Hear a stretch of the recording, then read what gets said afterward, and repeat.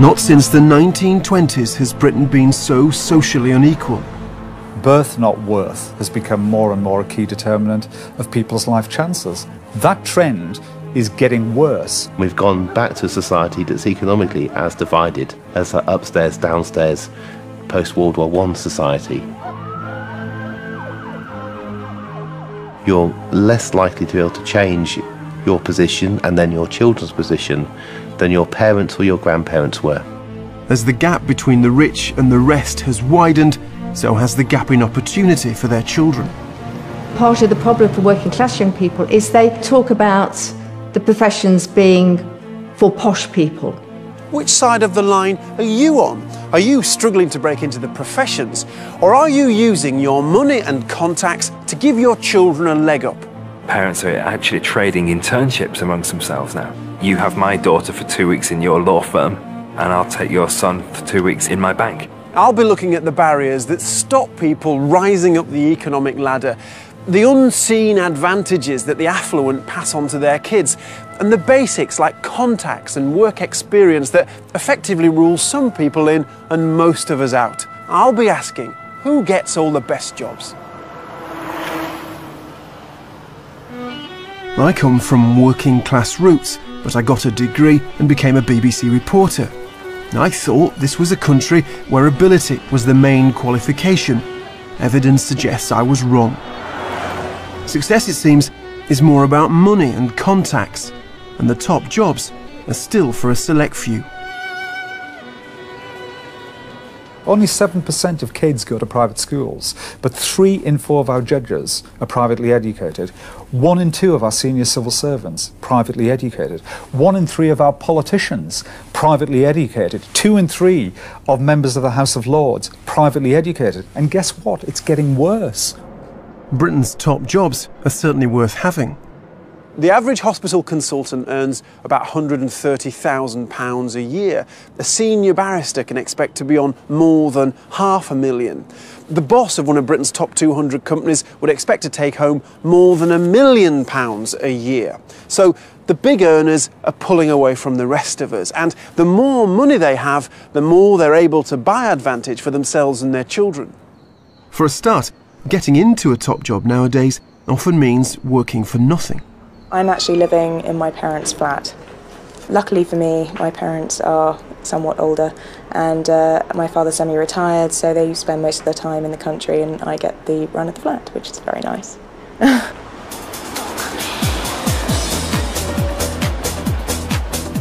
Antonia's daily commute is a 3-mile trip from Chelsea to Soho in London.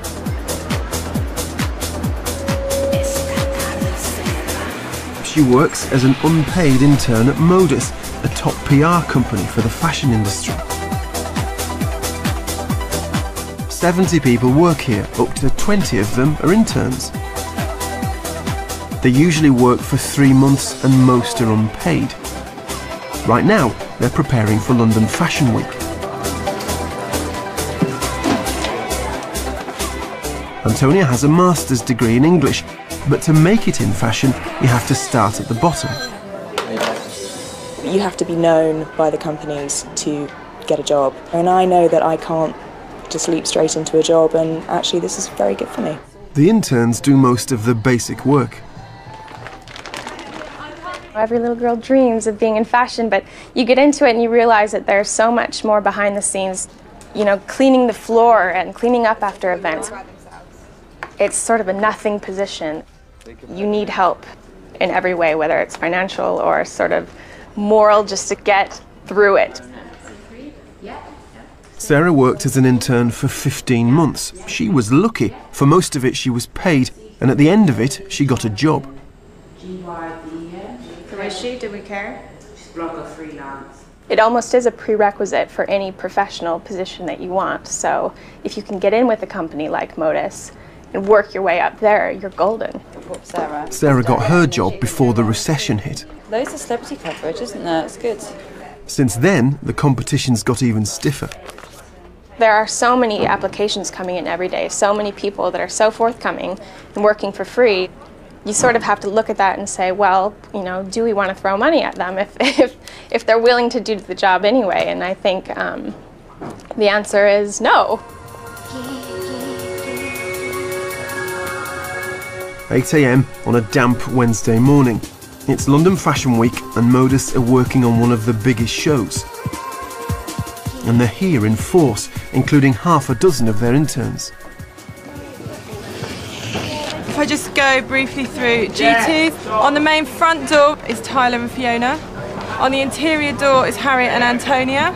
The 10 minutes that the show's on, that's the most important thing. So all the work building up to it has to be precision, it has to be right, it has to be the right people in the right place at the right time. Morning, everyone. Bright and breezy.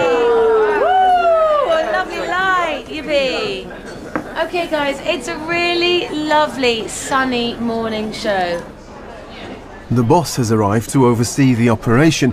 He believes internships offer newcomers a chance to get a foot in the door at one of the most competitive jobs in the business.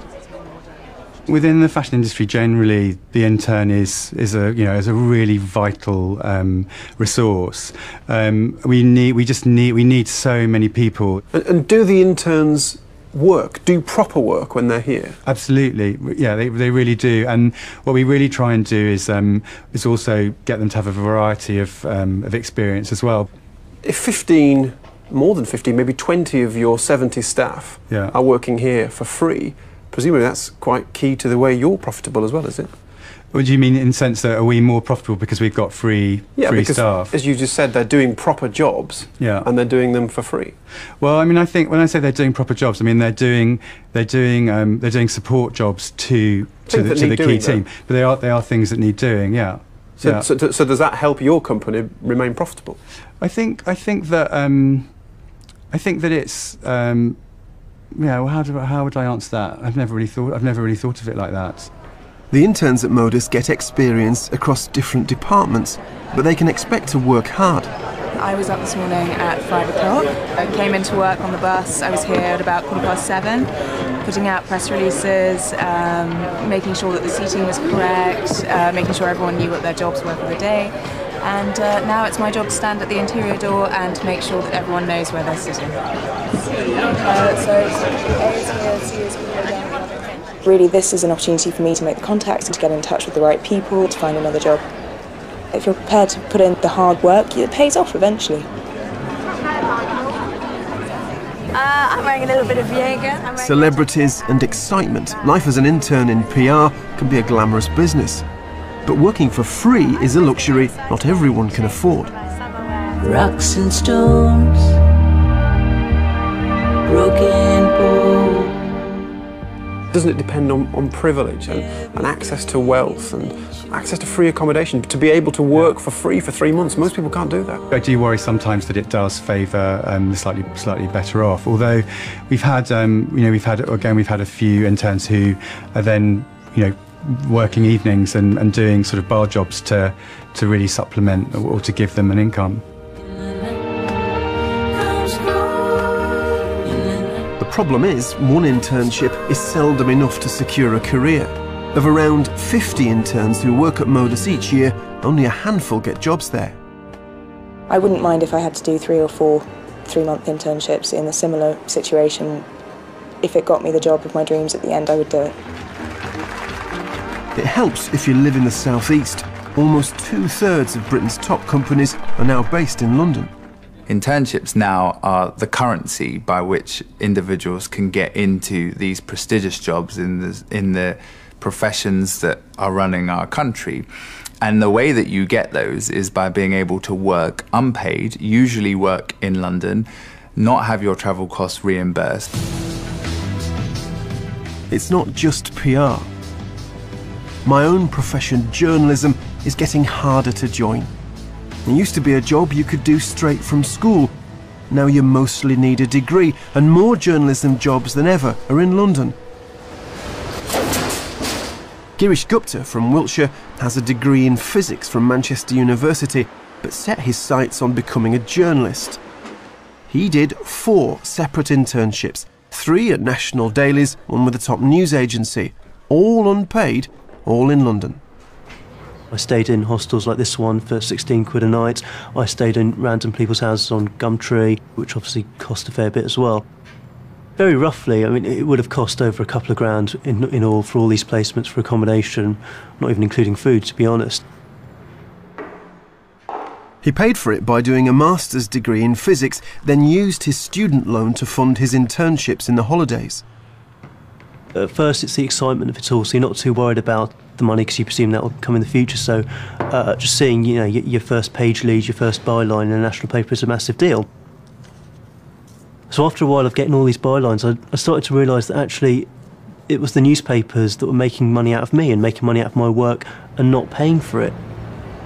In all, the papers he worked for published 32 of Girish's articles. By the time of his last internship at The Independent, he was losing patience. I worked at The Independent earlier this year, and in my time there I had about 6 articles published. And what I began to realise was that I was doing exactly the same job as the guy next to me, and he was obviously getting paid for it. Girish decided to take it up with the paper. He wrote asking to be paid a minimum wage for his shifts. I got a phone call from someone very high-ranking, basically screaming at me and telling me that, that I had no right to do that and had no right to voice that opinion. I did try and I offered to argue my case, and he just wasn't up for it, and he eventually slammed the phone down on me. The Independent told us that work experience is a useful way of getting your foot in the door, and in the past people have got jobs off the back of it. They say in Girish's case that he was warned in advance that his work placement would be for just 2 weeks and that it would be unpaid. In the end, Girish ran out of money. For him, not living in London was too big a barrier. If getting a job involves working for free for months in Britain's costliest city, it is clearly not open to all. But that is just one of the barriers to getting a top job. There are plenty, and they don't just affect a poor minority, they affect most of us. Take medicine, a key job in any community. Medicine offers status and a good salary, but it's a world closed off to many of us. More than half of top doctors working in Britain went to private school. And research shows the next generation of doctors are typically growing up in the richest 20% of families. Sarah Pearce has spent 20 years fighting for fairer access. The students largely come from independent schools, so there's been an increase in those who come from the state comprehensive sector, but it's still dominated by affluent people, very often with doctors in their family or among their friends. So we just produce generation after generation of doctors from the same families? Yes, that's right. So people are cared for by rich people? Well, not necessarily rich, but they're not cared for by people like themselves, people that they can identify with. Medicine is the one profession where the balance of backgrounds ought to be easy to change, because everybody who goes through medical school will get a job as a doctor. The problem is getting into medical school. If you could bring your knees up for me, please. Medical schools take in twice as many students from the wealthiest families as other courses, and only 1 in 7 medical students comes from families in the lower half of the earning scale. So the epicondylus and the femur are sort of more, these go more laterally, yeah. What are you doing wrong? Where are you failing? Every medical school in the United Kingdom has widening participation, widening access teams working in schools, working not simply in secondary schools, but actually going into primary schools. If they're all doing so much, why is so little changing? I think we are all challenged by that, and we are all disappointed because of the work we're doing. It does take time to change, and actually if you look at the figures, there is some change. But there are still some pretty basic barriers facing candidates from poorer backgrounds, like having enough cash for the 5 years of medical school and getting hands-on knowledge of a life in medicine. Somewhere along the line, they're expected to get work experience, but it's much easier to get work experience for medicine if you know somebody, a doctor, who will supervise you. And many of them don't if they come from poor backgrounds. They're most unlikely to know a doctor in the hospital who will supervise them. So that's how it works in practice? That's how it works in practice. The medical profession has no single nationwide policy on how to get work experience, which doesn't exactly help the less well-connected. If you have good personal contacts, you will have an advantage over those who don't. But one of the reasons we work in our local community and beyond our local community is in exactly that, to get a better understanding and to enable students applying to get the experience. I have come across scores of students who have been in touch with me, and they have written perhaps to half a dozen hospitals trying to get work experience, and very often their letters haven't been answered. If medicine has a long way to go, then it's only part of a pattern repeated across the traditional professions. Lawyers administer justice for us all, but the profession is hardly representative of the wider community. 7 in 10 judges and 6 in 10 barristers went to independent schools. I accept that the public perception of barristers is of a privileged profession who are drawn from a small section of society. I think that's absolutely right. When I chaired the bar, the choice of new barristers was made by small sets of chambers who weren't trained in personnel procedures and in good diversity practice. And I thought a lot of access problems needed to be addressed. So in 2007, the Bar Council, the barristers' governing body, commissioned a report to look at how to make joining the profession fairer. And this is it, the Neuberger report, and it had 57 recommendations. And its key points were broadening access and improving recruitment, because those are the areas they accept they were getting wrong. This is the Bar Council's Equality Committee. For its members, the challenge is how to achieve that wider access without compromising standards. We only interview people who have got a 2-1 or above. And that's a commercial decision, because we'd be interviewing forever if we didn't have that criteria. When you come from a background where nobody has been to university, where the best that people have achieved is possibly staying on for their A-levels, to do A-levels is a heck of achievement for somebody like that. I'm not entirely sure it's fair to sit there and say, I'm going to hold it against you just because ostensibly on paper you did go to Oxbridge or to a public school. If someone's been to a lousy bog standard comp, they've obviously had to have been a great deal better to get into a particular university than someone who's been to a very privileged public school where success is the norm. Barristers now get training to avoid favouring candidates better placed to tick all the boxes. And more than 1,000 barristers now go into state schools each year to demystify the profession for students. But changing the profile of a profession takes time. This is the Young Barristers' annual gathering. Look around and you can see the bar has recruited more women and more ethnic minorities. But the social barriers remain. I went to a very modest fee-paying school in Norfolk. I grew up in Norfolk. Then I went to Oxford to read English. My dad was a barrister. I used to travel to court with him, and so became interested from that stage. It's really funny. I seem to have weeks where I do just prosecution and weeks where I do just defence. I went to school in Forest Gate, which is in Newham. I then went to Walthamstow to Sixth Form College and to Queen Mary University. In terms of how typical I am, whilst there are people with a background like mine, it's relatively unusual.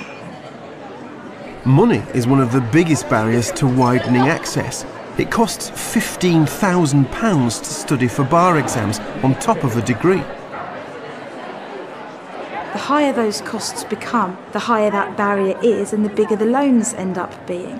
And that, in my opinion, is the single biggest thing which prevents people accessing the bar. So it seems to get a top job you increasingly need to be well off, have good contacts and be able to work for free.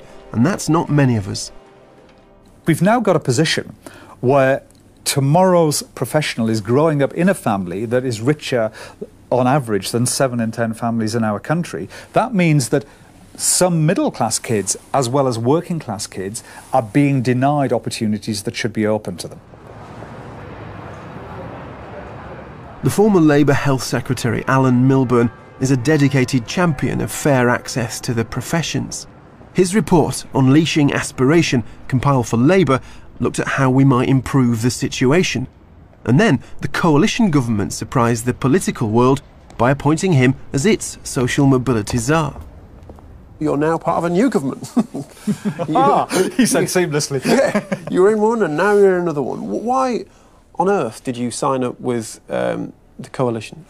I'm very surprised that the government has agreed to it, because everybody knows my views. Those views on social mobility were formed by Milburn's childhood in the northeast. Right, okay, so that's not nice. Well, this is where I grew up as a teenager, at the end of the 60s, 70s, so it's got lots of memories. His journey from Newcastle Back Street to high political office was made during the golden age of social mobility. When we moved here, it was a very run-down area. It wasn't a glamorous place to grow up. This is this is actually where I grew up. Yeah. It's what's known as a Tyneside flat. So we lived upstairs. What made you become what you are from this street? In an area like this, there was, lots of poverty and all that stuff. What you didn't have, I don't think, is two separate worlds. You didn't have one society here, mainstream, and another society separated from the rest. And so there was a way of being able to get out. So for me, it never felt like you couldn't make your way in the world. It didn't mean working your way to the top, but you could become part of the mainstream. So in those places there was a sense of a ladder. You might be on the bottom rung, but there was a ladder. There was definitely a ladder. Back then, O-levels were usually enough to get you into an office job on the bottom rung, and after that, anything was possible. Morning, can I help you? People left school at 15, 16 and got work. There were jobs in banks and so on. There was a whole range of things you could do. A small number of people went to university, but that's gone. When Alan Milburn was a young man, Newcastle was an industrial powerhouse. Swan Hunter alone employed over 12,000 at shipyards. But in the 80s, Britain's manufacturing industries disintegrated. Well, this is the home of shipbuilding in the heart of Newcastle, and I suppose when I was growing up as a kid, if you didn't have an education qualification, nonetheless, these sort of jobs provided you with an opportunity to get on the employment ladder. So if you didn't go the academic route... If you didn't go the academic route, you could get a job here. Yeah. Now look at it, it's all disappeared.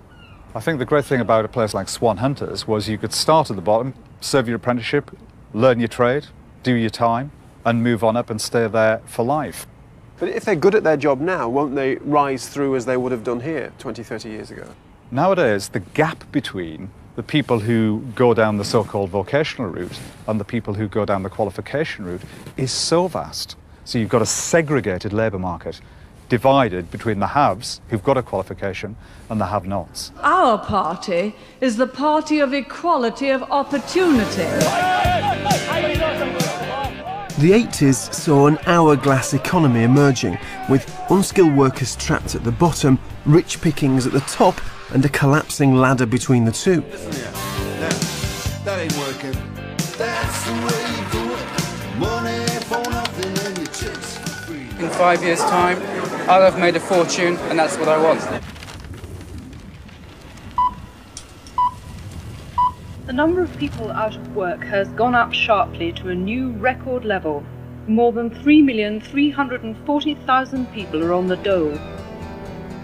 It was a key moment, a fork in the road. Those with good jobs could provide more for their families. The rest were left behind. In the 80s, the gap between rich and poor widened by 60%. That's the largest increase on record. And economic inequalities, large differences between the rich and the poor, work against social mobility. The social distance between those at the bottom and the top is far too great. It's like a chasm between people. These 1950s babies were born into the golden age of social mobility. If you were born to an average family in 1958, you were more likely to get a job in the professions when you grew up than if you arrived in the world just 12 years later in 1970. That steady decline has continued to this day.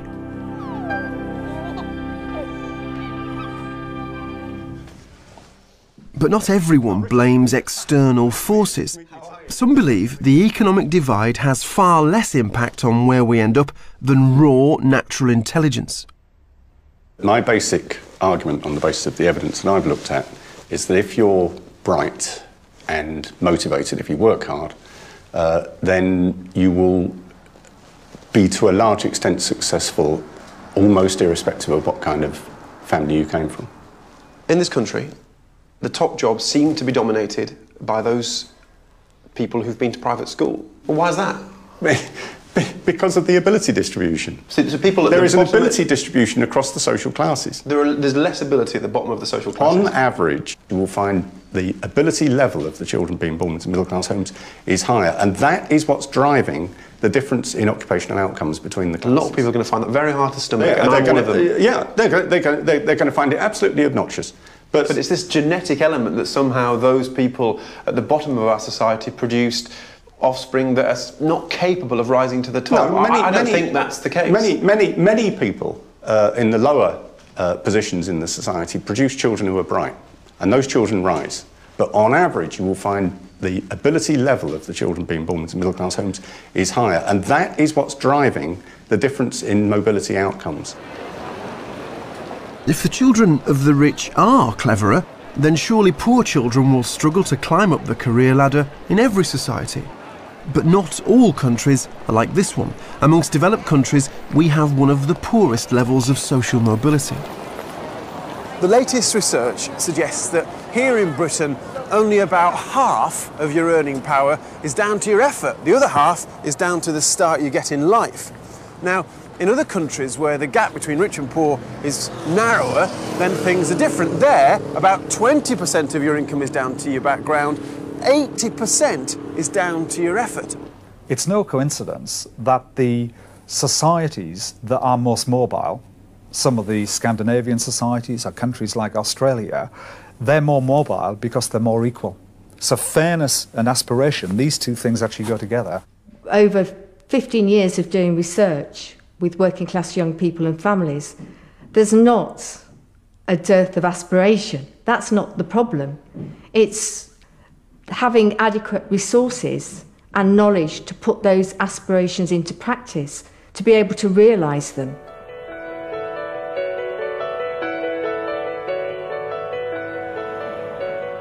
Carmarthenshire in South Wales. A reunion of Llandilo Grammar School's class of 61. All clever baby boomers who passed their 11 plus. I came to Llandilo and I thought I was the bee's knees, and I think I found my feet after then. I just found the confidence which I lacked. Ife? Oh, next to well, fantastic! Hello. If I hadn't gone to the grammar school, I don't think the expectation, maybe my mindset, maybe the opportunities, there's a whole number of things that might not have been there that in the grammar school I just took as read, really. Grammar schools had a massive impact on our nation's social makeup.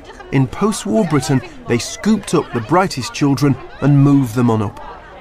The world was your oyster. Going to the grammar school, that was your pathway to achieving and to a successful career. How you weren't supposed to be coming tonight? It wasn't just about facts and lessons. Grammar school children were encouraged to believe in themselves. I did an honours degree in geology, and then I went on to do a master's degree in ecology. I graduated from the Royal College of Music in Manchester. I went straight on to Glyndebourne, and that was the start of my operatic career. These were the lucky ones, but there was a downside. For every 11-year-old that got into grammar school, 3 others were rejected. Selection so young was pretty brutal. Now, the comprehensives that replaced them were intended to give all children the belief that they could flourish. But did they? What makes me, I suppose, sad and angry in equal measure is what I call the not for the likes of me syndrome, where I talk to groups of kids and they say, well, maybe I could become a doctor, but that's not really for the likes of me. Or maybe I could become a journalist, but that's not really for the likes of me. Alan Milburn's home territory, the North East, has the lowest proportion of graduates in Britain. He believes a lot of young people here set their sights low because they have no experience of people reaching the professions. What ideally would you all like to do when you left school? What? Acting? What about the rest of you? Same. You all want to be actors? Yeah. Do you think it's possible for somebody from around here, from a very ordinary type of background, do you think it's possible for somebody to get to the top? Yeah. You do? You're optimistic about it? Cheryl Cole did. Cheryl Cole? Yeah. If you've got the ability, it doesn't matter where you live. What's the hardest thing? What stands in the way of people? It's the people thinking, well, because you're from that area, then you're not as good as someone from that area. So you just have to get past those stereotypes and then you can do anything. Have you all had careers advice or not yet? Have you had? Yeah. And what was that like? Was it? Yeah. Was it not very good? No. So did anybody ever discuss with you going into like a professional job? You know, like becoming a journalist, medicine, the law, accountancy, architecture? Nobody ever discussed that with you? And what do you think about those sort of professions? You know that lawyers get a lot of money and stuff, but you know that they argue in court and stuff, but you don't know that much about it. You don't know that, like, the things that actually make lawyers want to be lawyers. If you don't know much about it, you can't express an interest in it. You're asking a hell of a lot of children if you want to say, please have very high aspirations, because if the children have got any sense, they realise that their chances are incredibly low. And so, in effect, only very misguided children will think, I can become a pop star, I can become a top footballer, I can become a barrister. Most parents do want the best for their kids, but some can provide more support than others.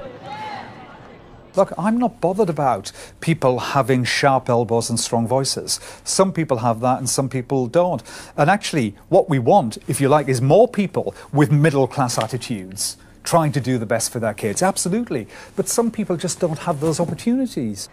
There's an enormous amount of middle-class family labour and money and effort that goes into making up the middle-class child as artistic, musical, cultured, and all these accomplishments really count in their favour when they're applying for jobs and moving into the labour market. Miranda is our driven child. Out of the 4 children that we have, she's good at maths, she's good at English, she's good at just about anything. She is very modest, actually. She's not pushy, she's not a show-off. She's just one of those kids that she knows what she wants and she'll get it. About 4 years ago, she said she wanted to be a heart surgeon.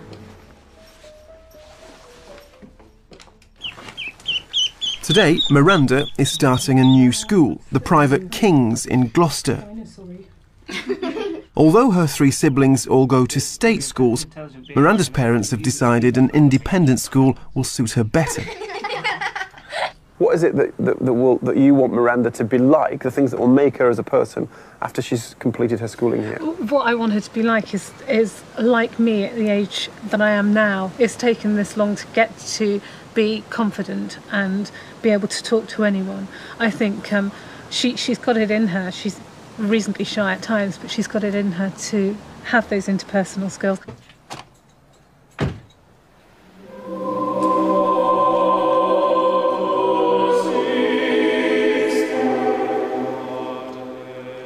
The fees at King's Cathedral School are £12,000 a year. That's middle of the range for a private education.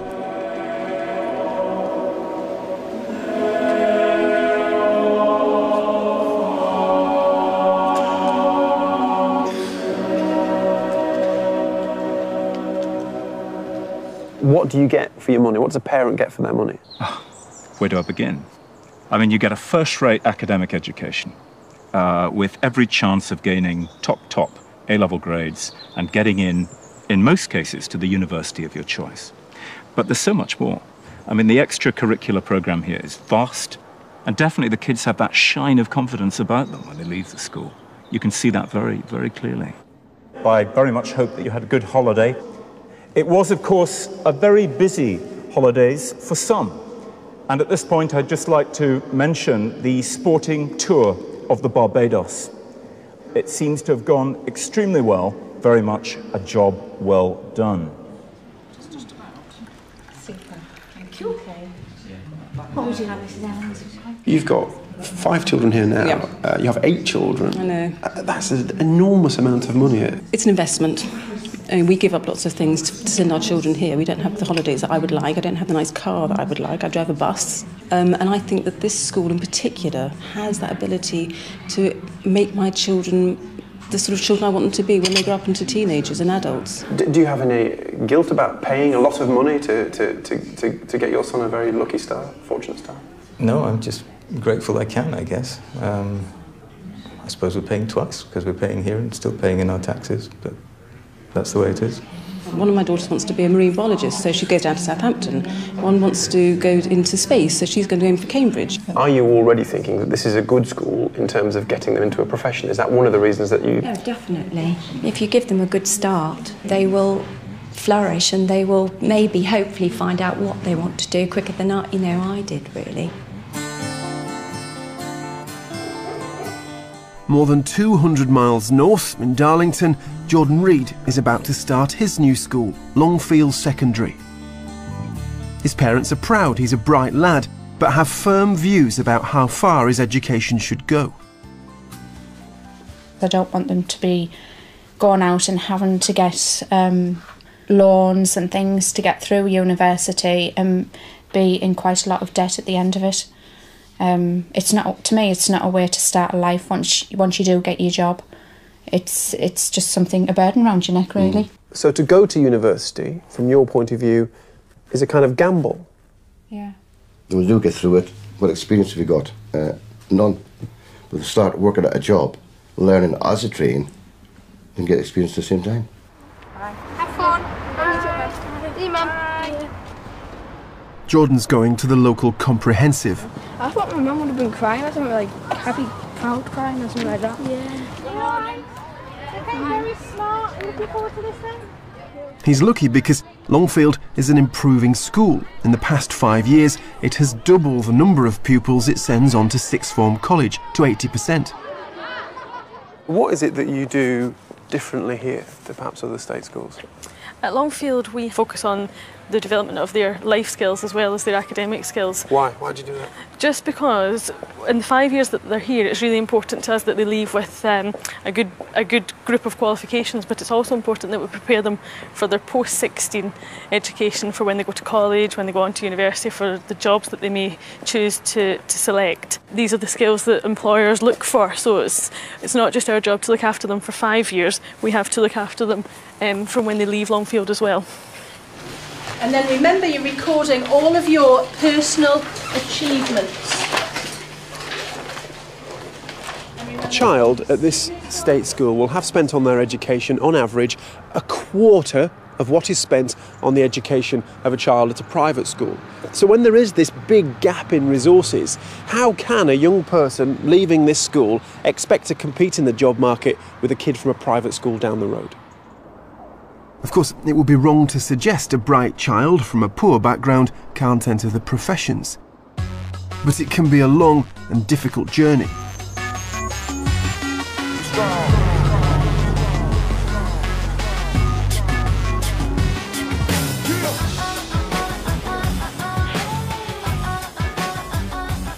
Georgina Jones is from Peckham in South London. She lives in a council flat with her family, and for 20 years she had a room not quite big enough for 2 beds with her sister. Georgina's father died when she was 13. By her own admission, she went off the rails. Until then, she'd been doing well at school. And that year I'd lost my focus, was quite an angry child, so I started to get a bit disruptive in my classes. And the teacher who was in charge of the kids sort of with more behavioural sort of issues, he took me under his wing and sort of mentored me in a way to sort of bring me, I don't know, back to normal sort of thing. Georgina wanted a better life for herself and her mum, a school dinner lady. She decided to aim for a top professional job. Chinese style chops. You got the chicken ready to go in here? No, I'm going to season it first. Okay. I knew that I wouldn't be able to do a job that I enjoyed or to earn the sort of salary that I wanted to earn to live a sort of more comfortable life, really, without having a degree. None of my mum's friends or family were university educated or were involved in any of the professions, so I think she was quite worried that that would be quite a big hurdle. What are you having with your child? I'm going to have chips and coleslaw. Chips are bad for you. We even have separate oil. She said it was a different world. Growing up, she'd often say things sort of like that. How the other half live, or it's a different world. All parents want the best for their children, but working class parents often really lack the know-how of how to support their children in becoming socially mobile and moving into the professions. It's quite a difficult and painful process. But Georgina did make it through. She got 3 A's and a B in her A-levels. Oxford turned her down, but she's now studying law at another of the top universities, Nottingham. Settling in there had its challenges.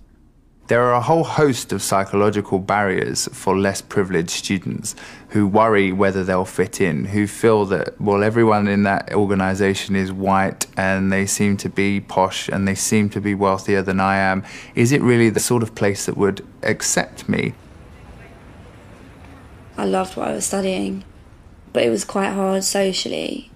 Most of my friends had been to private schools. Everybody's lives seemed so perfect and idyllic. All their parents had really nice jobs and everybody had done gap years. They'd travelled Australia, New Zealand, Fiji. The way people dressed at university was different. The way everybody spoke was different.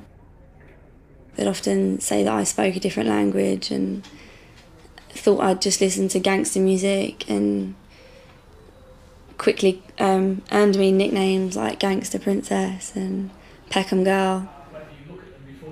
Friends would ask me if I had guns or if my boyfriends had guns, which is quite funny because I was studying law, so.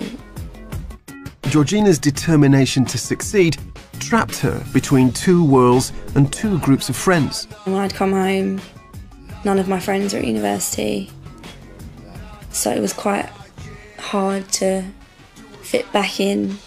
The guys would call me uni girl when I came home, and sometimes they would respond to me as if I suddenly thought that I was more important, whereas I didn't actually have that opinion at all. I was just doing what I wanted to do. But Georgina is on track for the life she wants, a career in commercial law. Go in and ask for our names, and then they get... Across London, Baharak Zagari is also aiming high. A hairdresser's daughter, she wants to be a banker. Shut up! She's 17 and on her way to get her AS results. Oh my god, Baharak, well done! Are you proud of yourself? Yes, I didn't think I was going to get that. Seen politics, alright, I'm happy with that. Ah.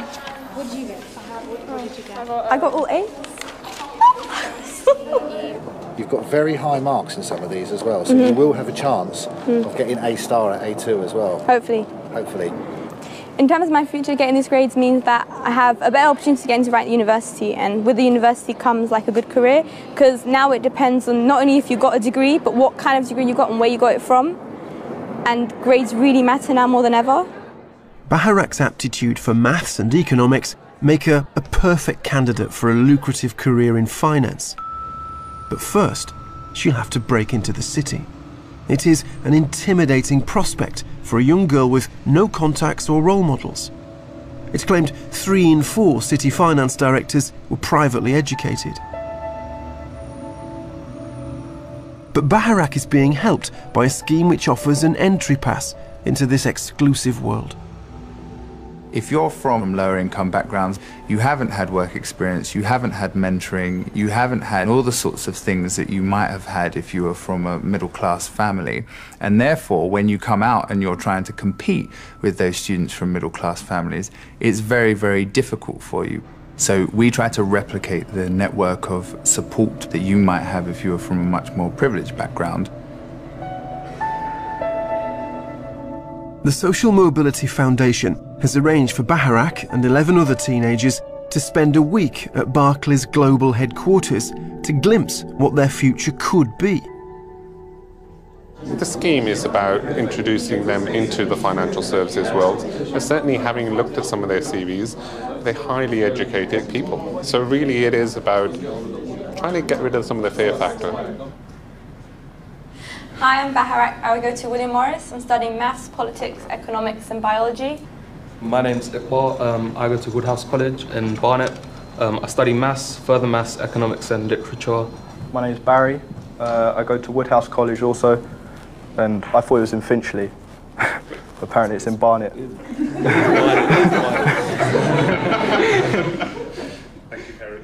Each student gets a personal mentor for the week and a project to complete by the end of it. So this is our usual working space. Barclays are trying to improve access, but this scheme offers only 12 places a year in a company that employs 55,000 people. It's a very interesting thing to be getting involved with. No, it sounds it. And although Barclays took on 400 graduates this year, like most companies, they keep no record of the social background of the new recruits. We have a lot of statistics around areas such as gender, such as ethnicity. Socioeconomic background is more complex. Trying to establish a definition that is universal and one that is not offensive is difficult. By the end of the week, Baharak looks at home in this new world.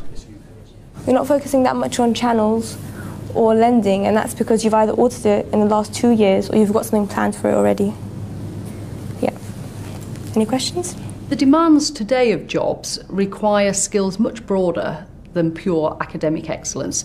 For example, tenacity, creativity, drive, communication skills, many of what people sometimes term the softer skills that are a requisite for success in jobs. All this soft skilling comes more easily to children from professional families. Baharak's applying to university this year. She'll be up against young people with parents who know the ropes when it comes to choosing the right place to study. We have a phrase, helicopter parent. It's a parent who hovers figuratively over their son or daughter, intervening almost like a personal SWAT team whenever things get difficult. And they're incredibly effective. We define different types of helicopter parent. One was the banker, someone who will pay for their son or daughter to go to the university and expect a rate of return. The other I call the agent, and that's someone who would negotiate on behalf of their client, who happens to be their son or daughter. A place at Liverpool is highly prized. It's one of the so-called Russell Group of 20 leading British universities, the ones most likely to be favoured by employers. We know that many of the big companies, the big recruiters, have increasingly small lists of universities from whom they pick potential employees. Is that a myth, or is that an actual fact that people who are recruiting for the professions look at these top universities? There are some signs that in the current recession that recruiters are actually shortening their university lists. So, for this particular generation coming out of university now, it's an even bigger issue. Wolverhampton University is proud of its local roots and its record for attracting low-income students who might not normally consider higher education. And tonight, more than 200 of them are getting their degrees. This is a successful place, 30% oversubscribed and about halfway up the league table of Britain's 192 universities. To get here, a lot of these graduates probably had to overcome greater odds than their wealthier counterparts. I've come across children from socioeconomically a poorer background who've had to struggle every step of the way. Those that come through that can actually be better equipped ultimately than those who perhaps had the easier journey, almost having things on a plate.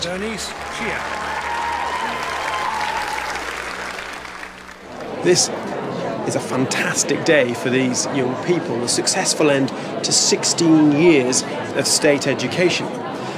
The problem is degrees are not what they were. More and more students are going through ceremonies like this. And that means the top professions will look to the top universities. And Wolverhampton isn't one of them.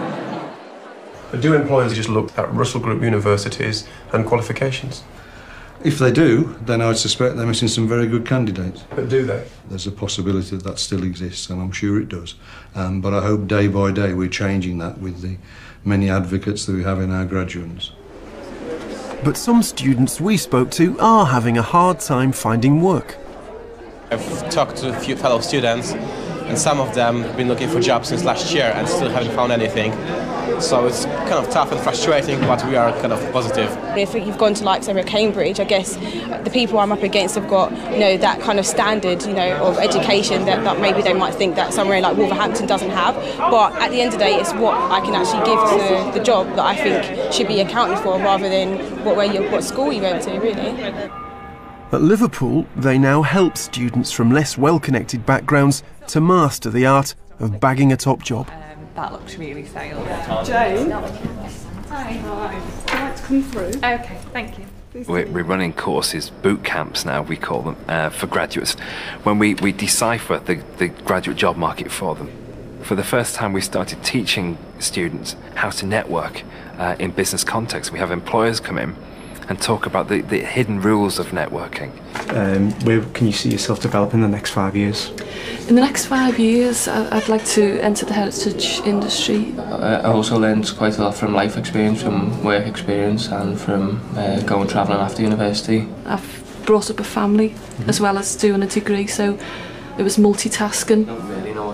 These mock interviews are just one way to help graduates catch up on their competitors from more privileged backgrounds. Of balancing work, social life and stuff that goes well. 35% of the interview is about how you come across, not what you say. Yeah. You came across very, very well. The only area for development I would say is that your answers were a little long and rambling in places. It's knowing how to dress, it's knowing how to behave, knowing how to talk. The kind of small talk that you might have in an employer selection centre can all play a part in graduate recruitment. And I think when employers are looking at, say they've got 10,000 applicants for 15 jobs, those aspects come into play far more than they would do in previous years. If talented candidates don't get an equal chance, it's business that loses out. Some employers are taking matters into their own hands. Allen & Overy is one of Britain's top 5 law firms. When I discovered that it actually got harder for people from average or below average income families to get into the professions than it was when I entered the law 30 years ago, I was just astonished and appalled by that. And so we operate this Smart Start scheme for over 100 young people from some schools in some quite tough neighbourhoods all around London, and we bring them in to the office for a week and we give them some really hands-on work experience. Okay everyone, welcome to Allen & Overy. It's great to have you all here. My name's Zara.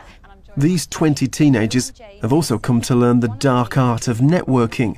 They're part of a programme devised by the boss, himself a comprehensive schoolboy. They work together in teams, they do challenges, they do mock trials, they do networking, they have lots of contact with the world of work. If you can all stand up and go and find a flip chart, what is it that makes a good first impression? well dressed. And feel like Not slang, but like formal. yeah, courteous, polite. Being enthusiastic when you actually meet someone. Yes, brilliant. A lot of these kids wouldn't even dream of walking through the doors of a building like this because it's a world that's so different from what they've been used to. The students are meeting a cross-section of the firm's lawyers and managers for 3 minutes each. Being a lawyer, it could be anything from drafting to kind of taking calls, conference calls, just speaking to clients. The fact that you work on a global level, does that mean you get to travel quite a bit as well? It depends on your client. So I have a lot of Middle East clients, and I get to travel to Dubai and Abu Dhabi a reasonable amount. I mean, what have you enjoyed the most when you've... It's the people really that make it for me. I really enjoy the people. Certainly around the magic circle firms. I think you're going to have to move on. Thank you very much. But yeah, I'd come to A&O over Classic Masons any day. Just move to somewhere where there are people you haven't seen. So what's your next step then? I'm hoping to go to university. I'm looking up Scottish universities, so I really like Edinburgh and St Andrews. We don't want to have a single gene pool, you know, of people from only one particular background. If every major firm had a structured work experience scheme which met certain standards, then I think that could have a really dramatic impact on the problem. So how do we change things? Well, a fairer system of work experience would make a big difference. But it'll come too late for Girish. He's leaving the country and heading for Mexico.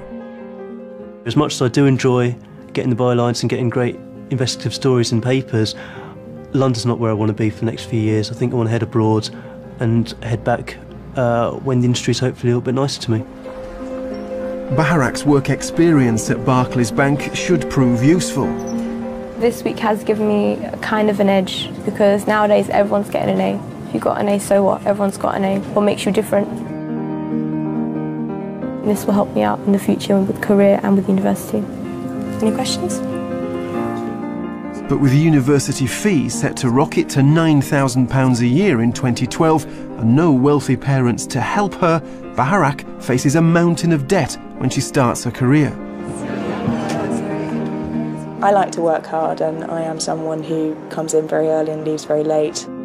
But Antonia's dedication hasn't been rewarded with paid work in the PR industry. Now she's looking for a job in publishing instead. Georgina shows if you have ability and you're determined, you can make it, whatever your background. She'll finish university in the summer and has already been offered a job starting at £35,000 a year at a top law firm in the city. It was huge, the building was massive, and I just didn't realise that law firms could be so big. There was so much glass everywhere. It looked really posh, so I was really impressed straight away. I knew immediately this is where I want to be. Georgina and Baharak are on a path to professional success, but unequal opportunities stop too many from fulfilling their potential, and that harms all of us. Labour is king in the modern world. If you're not using everybody's labour to the maximum of their ability, that is bad for them, but it's also holding the country back. Research shows fairer countries prosper, so we all lose if the top talent gets locked out of the top jobs. That's the story of the last 30 years. People are trying to change things. How long, though, before we get a different answer to the question, who gets all the best jobs?